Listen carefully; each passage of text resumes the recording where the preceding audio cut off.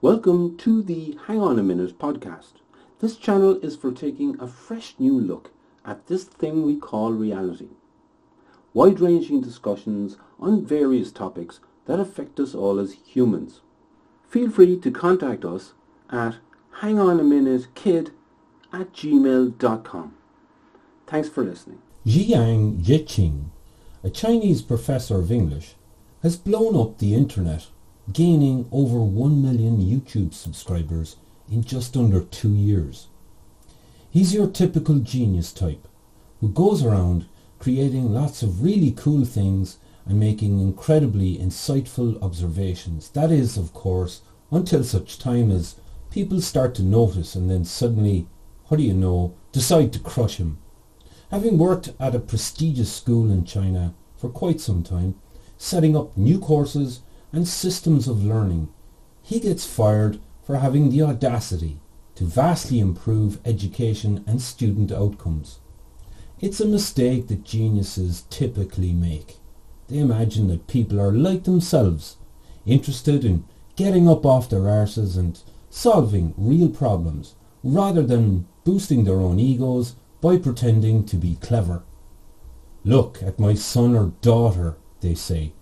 "He or she's got a degree from Harvard, which means that I'm amazing and other parents should just go and f*** themselves," is the general attitude. The professor has recently been awarded the most dangerous man on the internet prize by Globalist Gazette Publishing International. So what kinds of things has the professor been doing that's got him into such trouble? Well, in addition to destroying the internet, he has also taken a sledge-hammer to mainstream theories of history. Using game theory, his weapon of choice, he dismantles everything from accepted narratives about prehistoric man, civilised man, and right up to the modern version of homo-sapiens. No one is safe from his analytical laser beam. Mesopotamians, Assyrians, Egyptians, Greeks and Romans, to name but a few, all get annihilated by the Prof. And just in case you think it can't get any worse, Jiang delves into the kinds of rabbit holes that are normally preserved for whack-job conspiracy theorists, a useless term that describes precisely nothing. The moon landing, JFK, 9/11, they all get the professor's game theory treatment. And with the slightest tap of his intellectual hammer, the Prof cracks open our oh-so-precious but astoundingly brittle mainstream conspiracy theories, turning them to dust before our eyes, much like the magician's trick played before the eyes of the world in New York on 11th September 2001. He doesn't stop there. The Sabbatians and Frankist cults, as well as the Freemason Illuminati, all get the shit comprehensively kicked out of them. He explains how there's a colossal gaping hole in our explanation for what's going on in the modern world, and the only thing that can possibly fit into that hole is the existence of secret societies.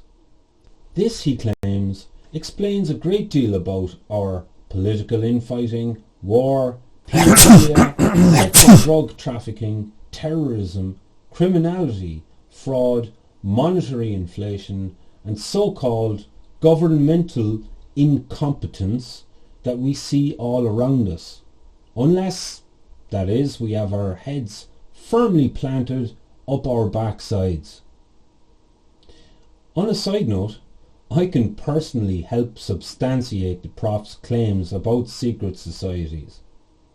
I recently visited a Freemasons Hall in Cork City, Ireland, and I can confirm a number of things.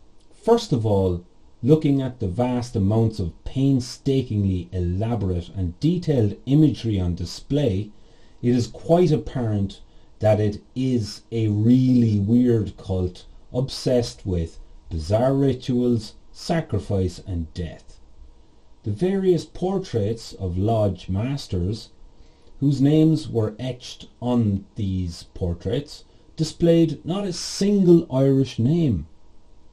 This, to my mind, raises some glaringly obvious questions, like who the hell are these people, why are they based in Ireland, and what the devil are they up to?